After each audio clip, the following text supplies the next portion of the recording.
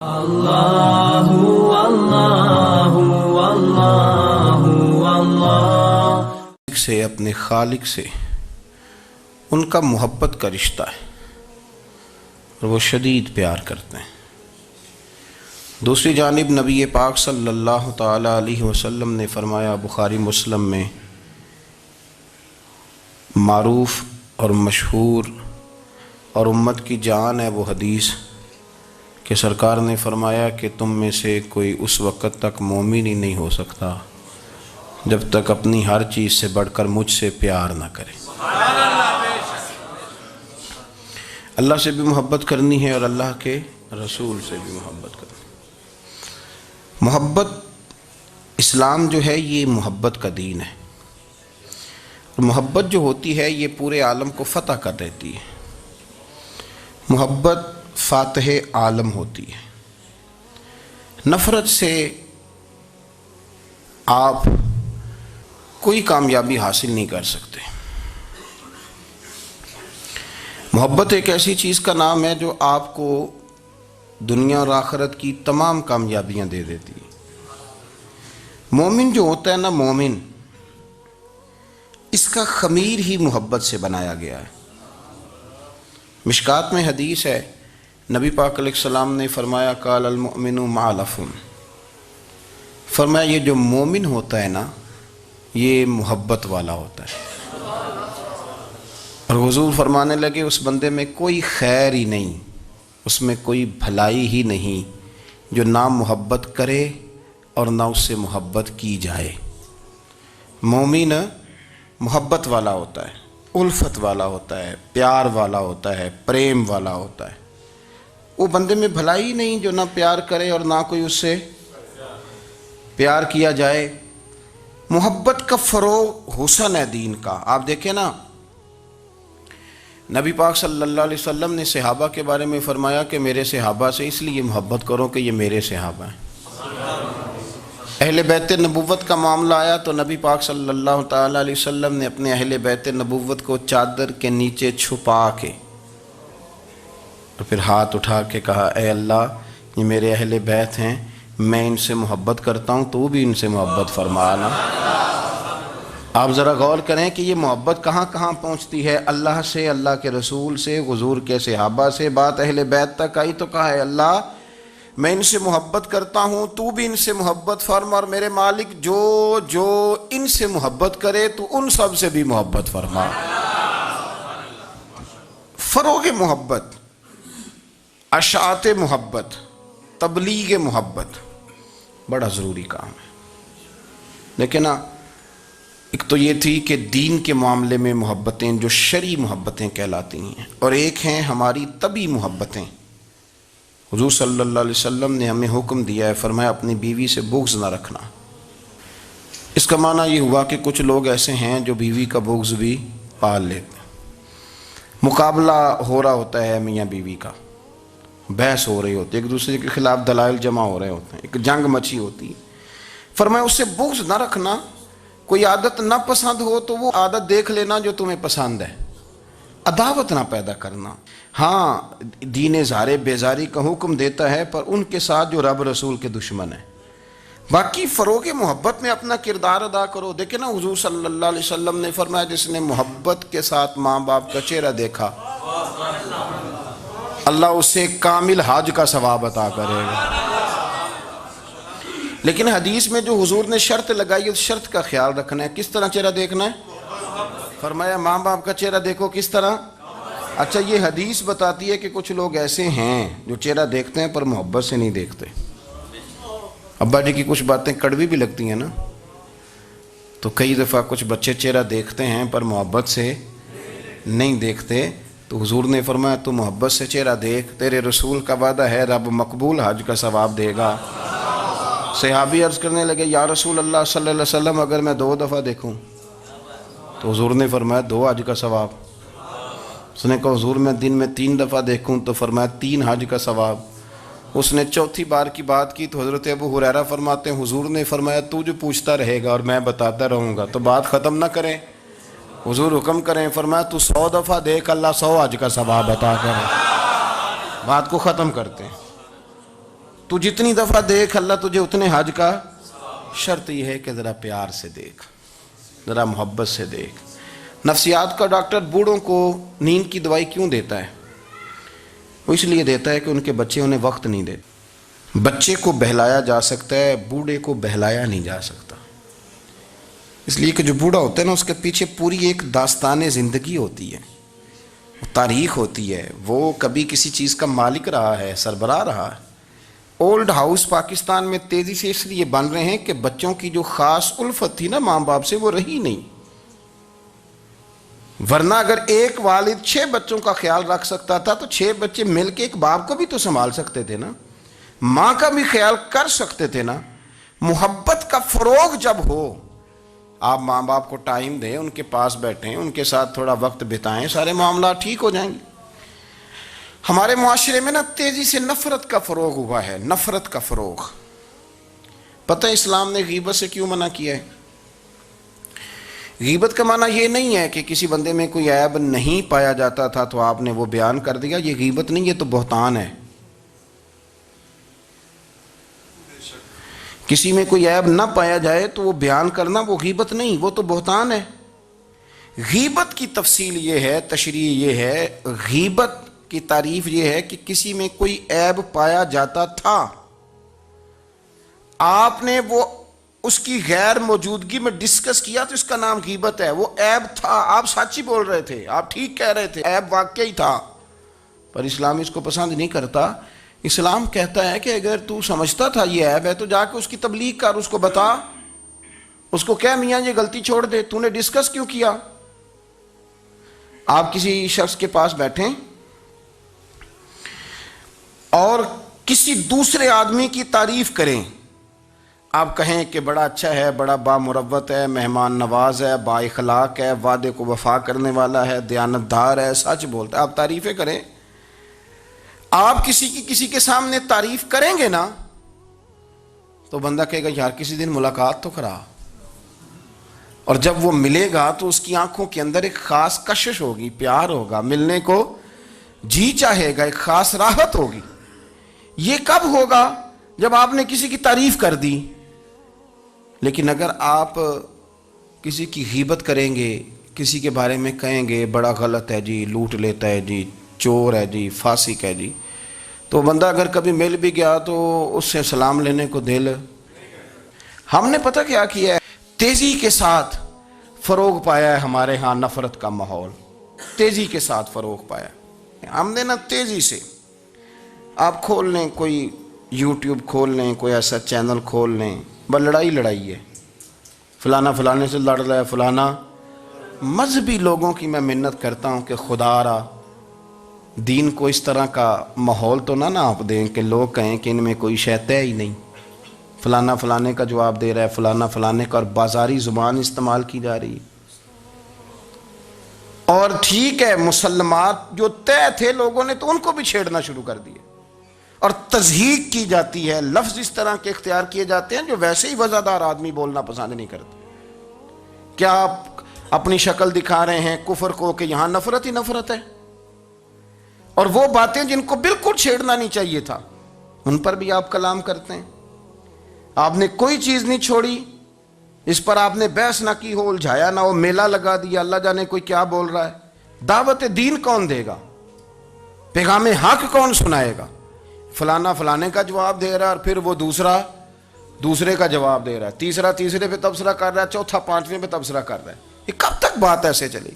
یہی حال سیاسی لوگوں کا ہے۔ میرے ملک کا جو نوجوان اب بڑا ہو رہا ہے نا، میں بڑی ذمہ داری سے بتا رہا ہوں، وہ جیسے ہی بڑا ہوتا ہے تو وہ سمجھتا ہے میں ڈاکوؤں کے ملک میں پیدا ہوا ہوں، وہ سمجھتا ہے یہ شاید چوروں کی دھرتی ہے، وہ سمجھتا ہے شاید یہاں سب دھوکے باز ہیں۔ ہم اس طرح سے نچوڑ کے لوگوں کے دلوں میں نفرت بھری ہے، نچوڑ کے کہ لوگ سمجھنے لگے ہیں اس ملک میں تو کوئی بندہ دیانتدار ہے ہی نہیں، کوئی بندہ اچھا ہے ہی نہیں، کوئی بندہ نیک ہے ہی نہیں۔ مذاق اڑاتے۔ ایک صاحب میرے پاس آئے ہوئے تھے، کہنے لگے پیر صاحب 11 سال ہو گئے پولیس کی نوکری کرتا ہوں، 1 روپیہ رشوت نہیں لی۔ وہ چلا گیا، میں نے اسے تھپکی دی تو وہ نکلا ہے، تو ایک بندہ کہنے لگا سب انہیں جو ہوتے نہیں نہ سکتا۔ میں نے کہا یار تو منشی ہے اللہ کی رحمت کا، یہ میرے رسول اللہ کا دین ہے، اور قیامت تک لوگ اس پر عمل کریں گے. اس نے 11 سال کہا, وہ 40 سال بھی کہتا تو میں ماننے کو تیار ہوں. کیوں کچھی باتیں کرتے ہیں؟ آپ نے تو تباہی کر دی, کوئی بندہ ٹھیک نہیں بچا. ایسے میلہ لگا ہوا ہے, اس دھرتی کو آپ برا کہتے ہیں, اس کو چوروں کی اور ڈکیت کی اور فرار لوگوں کی آپ دھرتی کہتے ہیں. یہ وہ دھرتی ہے جس نے داتا گنج بخش علی حجویری جیسے لوگ رکھے ہوئے ہیں. یہ وہ دھرتی ہے جہاں بابا فرید جیسے لوگ بستے ہیں. کیا بات کرتے ہیں صاحب, یہ اتنے بزرگ ترین لوگ یہاں بستے ہیں اور آپ کیا بات کرتے ہیں. اور دیکھیں, میں بالکل ہی غیر سیاسی اور غیر جانبدار رہتا ہوں ملکی معاملات میں, لیکن جس شخص نے پاکستان کو ایٹمی قوت بنانے کے لیے, اب تو بڑی عمارت ہو گئی ہے, غربت میں جس بندے نے کام شروع کیا تھا کہ ایٹمی طاقت بن جائے, اس نے کوئی کام کیا کہ نہیں کیا؟ آپ کو پاورفل بنایا کہ نہیں بنایا؟ کبھی تبصرہ ہوتا ہے اس پر بھی؟ ہمیں لاکھ اختلاف صحیح, ہم بھی بات کرتے ہیں مخالفت میں, لیکن تباہی نہیں اتار دی ہم نے, توہین کر کر کے, نفرت پھیلا پھیلا کے. اس سے پہلے جو حکومت گئی شاید اس کا سب سے بڑا مخالف میں ہوں, لیکن ایسا نہیں ہے کہ انہوں نے کوئی کام بھی ایسا نہیں جو اچھا نہ کیا ہو. ایسا نہیں ہے. میں ملک بھر میں سفر کرتا رہتا ہوں, میں دیکھتا ہوں بہت ساری جگہیں ایسی ہیں, بہت سارے دیہات ایسے ہیں جس میں بڑے بڑے شاندار روڈ بنائے گئے, کام کیا گیا. ان کی 99 خامیاں اپنی جگہ پر, خوبی کا بھی تو ذکر کریں. یہی حال اس گورنمنٹ کا ہو رہا ہے. لاٹھ لے کے لوگ ہیں, یہ بھی گندا وہ بھی گندا. آپ کس طرح کی بات کر رہے ہیں؟ آپ نے تو ملک کو یہ نام دے دیا ہے کہ یہاں کوئی اچھا انسان بستا ہی نہیں.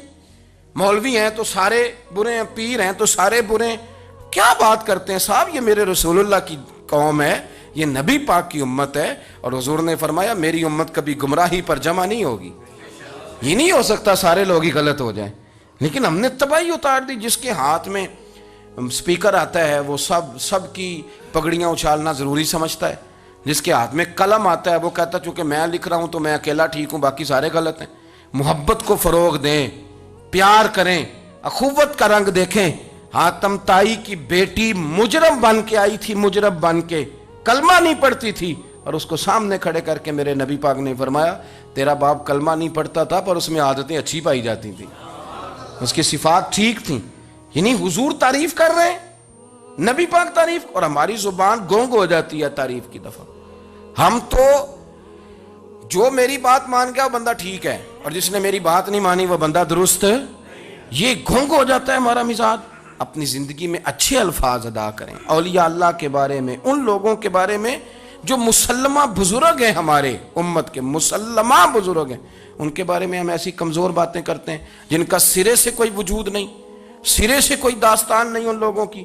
تو یاد رکھے میرے عزیز, میرے رسول کریم صلی اللہ تعالی علیہ وآلہ وسلم نے جو ہمیں دین دیا وہ محبت والا دین ہے, وہ پیار والا دین ہے, وہ اخوت والا دین ہے.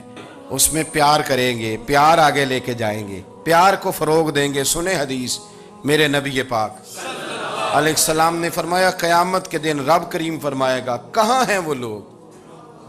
منادی اعلان کرے گا میدان محشر میں, کوئی آدمی اعلان کر, وہ کہاں ہیں لوگ؟ اور تو کس کو ڈھونڈ رہا ہے؟ فرمایا مجھے رب نے بھیجا ہے کہ وہ بندے ڈھونڈ کے لاؤ جو دنیا میں میری رضا کے لیے ایک دوسرے سے محبت کیا کرتے ہیں. وہ بندے ڈھونڈ کے لاؤ. بندے ڈھونڈے جائیں گے. یا رسول اللہ رب ان کا کیا کرے گا؟ تو نبی کریم صلی اللہ علیہ وسلم فرمانے لگے, رب فرمائے گا تم دنیا میں میری رضا کے لیے ایک دوسرے سے پیار کرتے تھے, آج میرے عرش کے سائے کے علاوہ سایہ کوئی نہیں, آج میں تمہیں اپنے عرش کے سائے میں جگہ عطا کروں گا. میری رضا کے لیے پیار کیا تم نے, میری رضا کے لیے محبت. خدا را تھوڑا تھوڑا لوگوں سے پیار شروع کریں.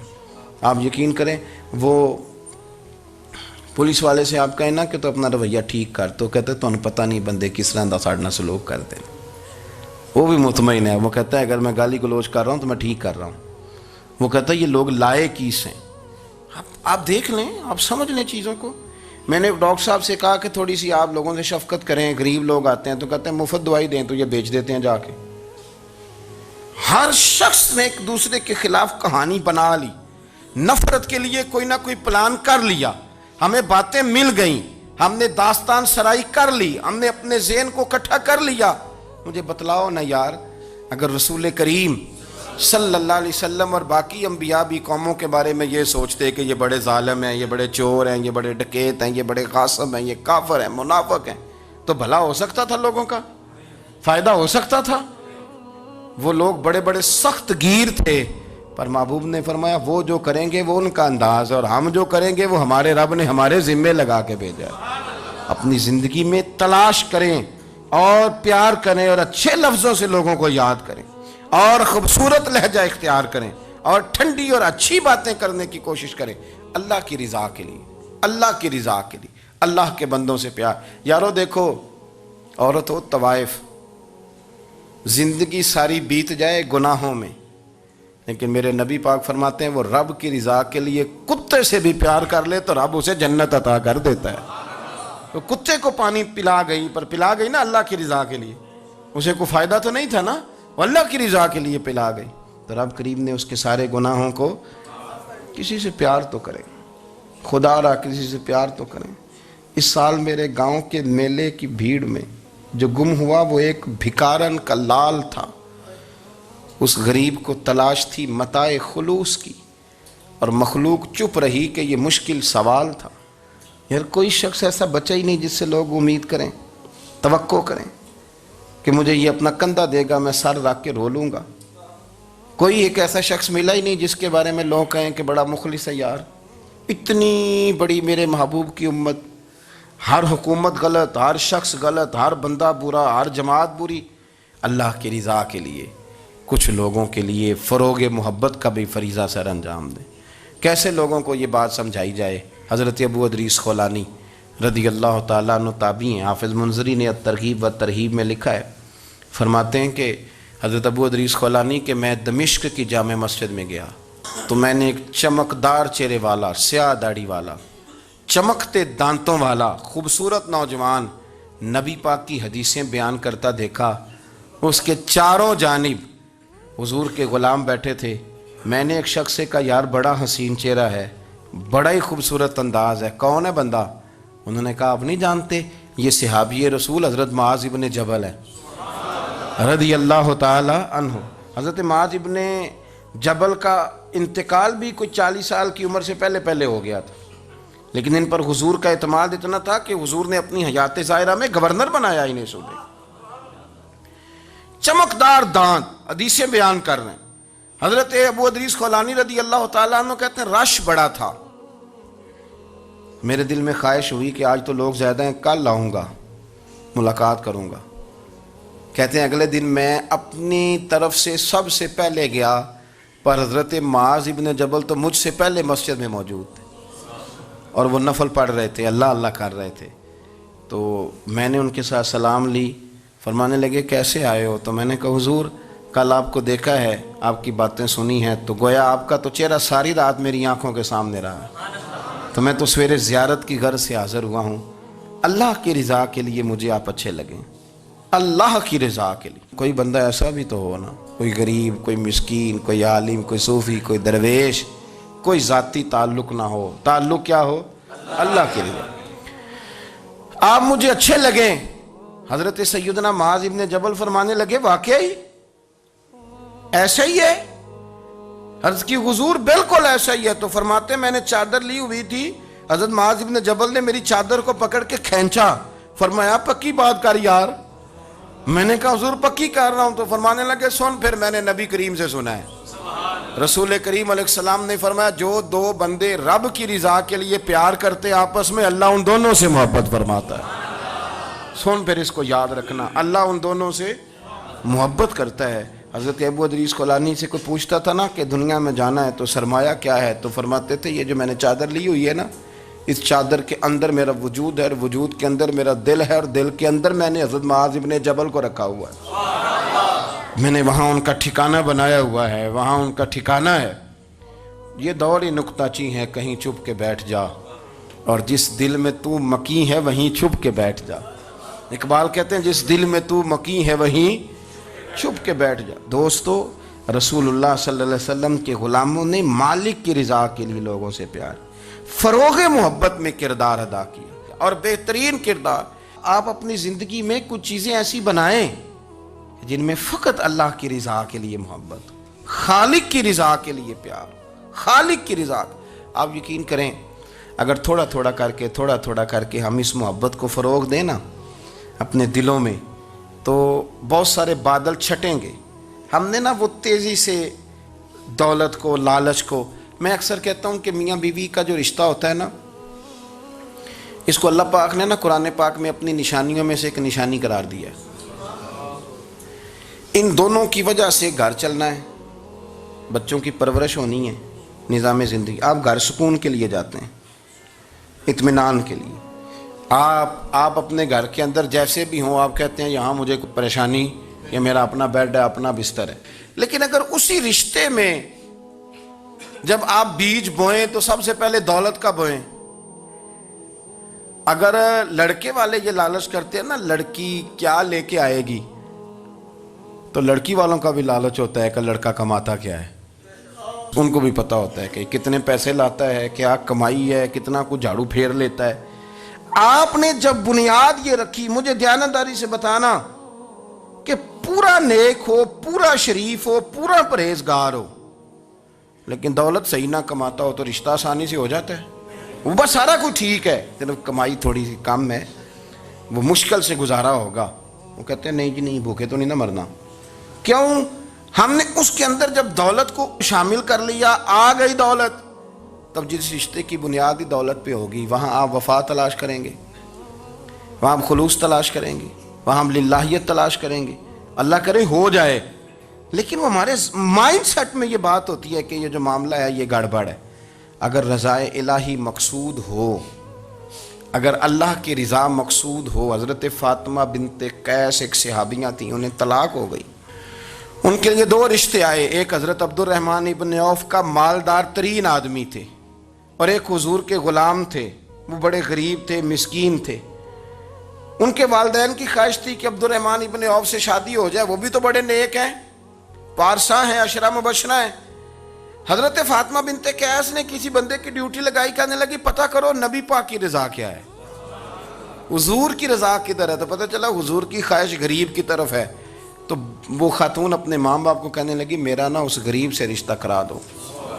انہوں نے کہا پتر، بیٹیوں کے بارے میں ماں باپ بڑے احساس ہوتے ہیں، ہم چاہتے ہیں کہ عبد الرحمن ابن عوف مالدار ہے تو وہ بھی تو نیک ہے نا، حضور نے دنیا میں جنت کی بشارت دی، اور ان کا بڑا اعزاز ہے، حضور نے ان کے پیچھے نماز پڑھی، بڑا مرتبہ بڑا مقام والا صحابی ہے، وہ تو غریب آدمی ہے، اور پھر حضور نے حکم تو نہیں نہ دیا، خواہش کا اظہار کیا ہے۔ اس بی بی کے جملے بڑے شاندار ہیں، کہنے لگی آپ مجھے اللہ کی رضا کے لیے نا میرے نبی کے حوالے کر دیں، مجھے امید ہے اللہ رسول مجھے کبھی ضائع نہیں فرمائیں گے، مجھے حوالے کریں رسول کائنات۔ چھوڑیں کو ضروری ہے دنیا داری ہر طرف دیکھنا، کہیں کوئی کام ایسا بھی تو ہو نا جو محبت کے زور پہ ہو، جو محبت کے لیے ہو۔ کوئی ہمارے پاس بڑے سارے لوگ آتے ہیں، بڑے سارے لوگ آتے ہیں، اور ہم اس قابل بھی نہیں جتنے لوگ آ جاتے ہیں، میں صحیح کہہ رہا ہوں، بالکل کوئی حیثیت نہیں، 1% بھی۔ جب پلٹ کے دیکھتے ہیں تو شرم آتی ہے کہ یار اتنی دور سے بندہ چل کے آ گیا، اس کو کیسے سمجھائیں، کس طرح کر کے۔ تو ایک آدھ دن پہلے ایک بزرگ آ گئے، اور وہ اچھے صاف ستھرا ان کا مزاج تھا، بڑے شاندار، تو میں زیارت کے لیے ہوں، تو میں نے کہا زیارت شیارت والا تو کھاتا کوئی نہیں، چلو آپ آ گئے ہیں تو کوئی حکم کریں۔ تو کہنے لگے کوئی حکم نہیں، میں اللہ کی رضا کے لیے آیا ہوں۔ یہ کوئی تقریر نہیں تھی، کوئی خطبہ نہیں تھا، نہ ان کے سامنے سپیکر تھا، نہ وہ شور کر رہے تھے، نہ وہ نعرے لگوا رہے تھے، نہ وہ ہاتھوں پہ ہاتھ مار رہے تھے۔ اور اس بندے نے کہا اللہ کی رضا کے لیے آیا ہوں، تو وہ بھی رو پڑے تو میں بھی رو پڑا، ختم ہو گئی بات۔ اب بات کو سمجھیں، یہ اتنا تگڑا رشتہ ہے نا یار۔ کسی رشتے کے بیچ برادری ہوتی ہے، کسی رشتے کے بیچ خاندان ہوتا ہے، کسی رشتے کے بیچ قبیلہ ہوتا ہے، کسی رشتے کے بیچ رنگ نسل ہوتی، وہ کتنا تگڑا رشتہ ہے کہ دو بندوں کا رشتہ ہو، ایک بیچ میں خدا ہو، دوسرے محمد مصطفیٰ ہو، آپ کتنا اسے مضبوط رشتہ سمجھیں گے جس کے بیچ اللہ رسول ہو۔ اتنا تگڑا رشتہ، اتنا مضبوط تعلق، اتنی وسعت اس کے اندر، اللہ کی رضا کے لیے۔ حضرت موسیٰ کلیم اللہ علی نبینا علیہ الصلوۃ والسلام سے رب کریم نے فرمایا، کہا اے موسیٰ میری رضا کے لیے بھی کوئی کام کیا ہے؟ حضرت موسیٰ علیہ السلام نے عرض کی یا اللہ میں نے تبلیغ کی، تو فرمایا وہ تو آپ کی ذمہ داری تھی۔ امام غزالی نے روایت لکھی ہے، اے اللہ میں نے آپ کے تمام احکامات پہ عمل کیا، موسیٰ وہ تو آپ نے کمال کیا، اللہ کے پیغمبر ہیں، میری رضا کے لیے، تو یا اللہ تیری رضا کے لیے کیا ہے؟ تو رب کریم نے فرمایا کسی بندے سے صرف اس لیے پیار کیا ہے کہ وہ اللہ کا بندہ ہے، فقط اس لیے پیار کیا ہو کہ وہ اللہ کا بندہ ہے، فقط اس لیے۔ میرے عزیز آپ بات کو سمجھیں، زندگی میں فروغ محبت پر کچھ کام کریں، کچھ تھوڑا سا کوشش کریں گرد جھاڑنے کی، کچھ گرد جھاڑنے کی۔ ہم نے نا ایک سٹیٹس بنا لیا ہے، اب تو مسلمان پہلے فرقوں میں بٹے، قبیلوں میں بٹے، اب شہروں میں بٹ گئے۔ آپ کبھی گجرانوالہ کے لوگوں سے پوچھو نا گجرات، تو کہتے ہو گجرات والے تو اللہ بچائے، کہتے ہیں کہ نہیں؟ گجرات کے لوگوں سے پوچھے گجرانوالہ تو کہتے ہوتے کھاندے ہی بڑا نے، کس کی بات کر رہے ہیں؟ تو گجرانوالہ والوں سے پوچھیں لاہور والے، کہتے توبہ لاہوریا جی۔ صحیح کون ہے؟ کوئی بھی نہیں۔ کیوں؟ اس لیے کہ ہم نے ہر شہر کے لیے کہاوت بنا لی ہے۔ میں صحیح کہہ رہا ہوں، ہر قبیلے کے لیے کوئی نہ کوئی، یہ ہم نے ظلم کیا اپنی جان، یہ ہم نے زیادتی کی، کہانیاں بن گئی، کہاوتیں بن گئی، شہروں کے لیے، علاقوں کے لیے، قبیلوں کے لیے۔ مقصود کیا تھا؟ کسی طریقے سے نفرت پروان چڑھے۔ کھانا ہے نا، کھانا تو آپ جو کھانا کھاتے ہیں وہ اپنے ذائقے کے مطابق کھاتے ہیں۔ سندھ کے لوگ جو کھانا کھاتے ہیں وہ اپنے، آپ کا کوئی حق نہیں آپ ان کے کھانے پر تنقید کریں، اس لیے کہ ان کا ذائقہ وہ ہے، اور ان کا بھی کوئی حق نہیں وہ آپ کے کھانے پر تنقید کریں، اس لیے کہ آپ کا ذائقہ۔ لیکن طنز کرتے ہیں، جو بات سمجھانا چاہتا ہوں وہ یہ ہے کہ ہم طنز کرتے ہیں، تنقید کرتے ہیں، تضحیک آمیز لہجہ ہمارا ہوتا ہے، اس لہجے کے اندر کمزوری ہوتی ہے، اس کے اندر اس طرح کی بناوٹ ہوتی ہے کہ محسوس ہوتا ہے کہ ہم سامنے والے کو بڑا نفرت کی نظر سے دیکھتے ہیں۔ یہ رویہ کبھی اختیار نہ کریں، اپنی زندگی میں کوشش کریں خلوص کے ساتھ، للہیت کے ساتھ۔ میرے نبی پاک علیہ وسلم نے صحابہ سے پوچھا تھا بتاؤ دین کی مضبوط گرہ کون سی ہے، مضبوط گرہ دین کی؟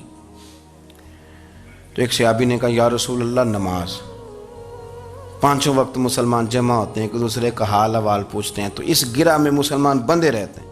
حضور نے فرمایا تم نے بات ٹھیک کی پر میری مراد کو نہیں پہنچے۔ ایک صحابی نے عرض کی یا رسول اللہ صلی اللہ علیہ وسلم زکوٰۃ، امیر غریب کو زکوٰۃ دیتا ہے تو دونوں کا رشتہ مضبوط ہو جاتا ہے، تو یہ بہت بڑی گرہ ہے۔ تو حضور نے فرمایا بات تمہاری ٹھیک ہے پر تم میری مراد کو نہیں پہنچے۔ تو تیسرے نے عرض کی حضور حج، مختلف رنگوں کے، قبیلوں کے، نسلوں کے، علاقوں کے لوگ آتے ہیں، ایک ہی لباس پہنتے ہیں، ایک ہی بولی بولتے ہیں، لبیک اللہم لبیک، تو یہ بہت بڑی مضبوط گرہ ہے۔ تو نبی پاک صلی اللہ علیہ وسلم نے فرمایا بات تمہاری ٹھیک ہے پر تم میری مراد کو نہیں پہنچے۔ تو صحابہ نے عرض کی حضور پھر آپ ہی بتا دیں کہ اسلام کی مضبوط گرہ کون سی ہے جس میں مسلمان جڑ جائیں گے؟ نبی پاک نے فرمایا مضبوط گرہ محبت ہے، اللہ کی رضا کے لیے پیار کرو، لوگوں سے پیار کرو۔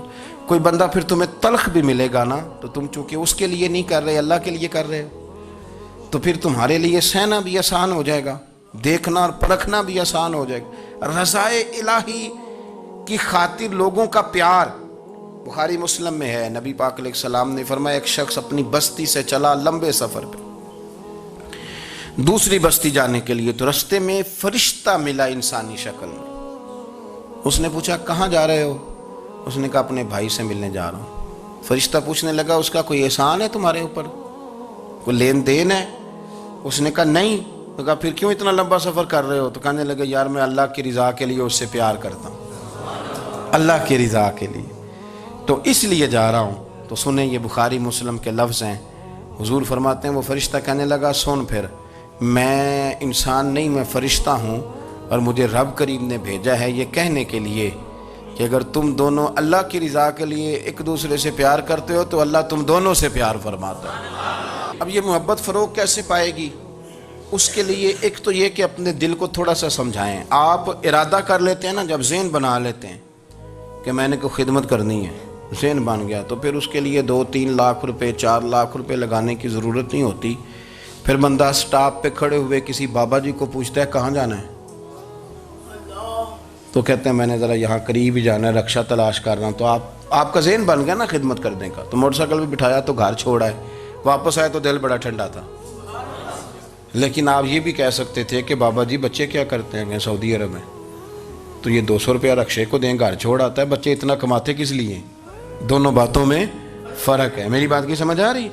آپ اللہ کی رضا جب اپنا لیتے ہیں تو پھر کوئی کہانی جنم نہیں لیتی، لیکن جب یہ رنگ نہیں ہوتا پھر کہانیاں ہیں، پھر داستانیں ہیں، پھر بڑے بڑی باتیں، پھر بڑے بڑے لمبے لوگوں کے پاس پلاننگ ہے۔ اس طرح نہ کریں، پیار تقسیم۔ اور ایک تو یہ کہ خود اپنے دل میں اچھی سوچیں رکھیں، دوسرا یہ کہ لوگوں کو بھی کہیں۔ جب آپ کے سامنے لوگ بات کر رہے ہوتے ہیں نا، میرے سامنے ایک صاحب نے کہا کہ وہ ہمارے جو محلے کی مسجد ہے نا، اس کا خزانچی مولوی صاحب کے ساتھ مل کے 40 لاکھ روپیہ کھا گیا۔ میں نے اسے کہا یار بڑی پکی فگر یاد ہے تجھے، پورے 40 لاکھ ہی کھا گئے اور طے ہے۔ تو میں نے کہا کوئی اس کی دلیل؟ کہنے لگا جی وہ بڑے پیسے کھائے ہیں، سب کو پتہ ہے۔ میں نے کہا سب کو پتہ ہونا کام نہیں، اس پر باقاعدہ شرعی گواہ ہونے چاہیے، کہہ دیتے ہیں نا ہم۔ میں نے اسے کہا کہ چلو چھوڑو ساری باتیں، تم نے کتنے دیے تھے؟ کہنے لگا میں نے تو کوئی نہیں دیا۔ تو میں نے کہا اگر تو نے کو دیا تو چل میرے ساتھ، میں تیرے تو واپس کراؤں، اور اگر تم نے نہیں دیا تو پھر اللہ سے ڈر۔ اس لیے کہ بہتان بڑا سخت جرم ہے، صبح قیامت اس کا بڑا سخت حساب دینا پڑے۔ اللہ سے ڈر۔ یہی حال ہماری اخباریں کرتے ہیں، جس کے اوپر مرضی جو مرضی ڈال دیا، کون سا کسی نے پوچھنا ہے؟ صحیح کہہ رہا ہوں میں؟ جو مرضی۔ اور اب سوشل میڈیا جب سے آیا ہے پھر تو کسی خبر کی کسی تصدیق کی کوئی ضرورت، اور نہ پوچھنے والا پوچھتا ہے کہ یہ خبر کہاں سے آئی۔ بہت سارے لوگوں کے مرنے کی خبریں چھپ جاتی ہیں اور وہ وضاحت کر رہے ہوتے ہیں نہیں جی میں بالکل موجود ہوں، میں بالکل زندہ ہوں، کوئی ایسا مسئلہ نہیں ہے۔ تو اچھا اس طرح جب کوئی بندہ کر رہا ہو تو پھر آپ کیا کریں؟ پھر اس کو سمجھائیں۔ میں نے بھی اس دوست سے گزارش کی، میں نے کہا آپ غلط ٹریک پہ چڑھے ہوئے ہیں، یہ طریقہ درست نہیں ہے۔ اگر آپ کے پاس پروف ثبوت ہے تو پھر بھی مجھے بتانے کی ضرورت نہیں تھی۔ آپ وہ پروف ثبوت لے جاتے اور خزانچی اور امام صاحب سے ملتے، کہتے جی 40 لاکھ روپیہ کدھر ہے آپ کے پاس؟ پیسے تھے وہ مسجد کے ہیں، اس کو آپ لائیں، فلاں جگہ استعمال کیے ہیں کہ نہیں؟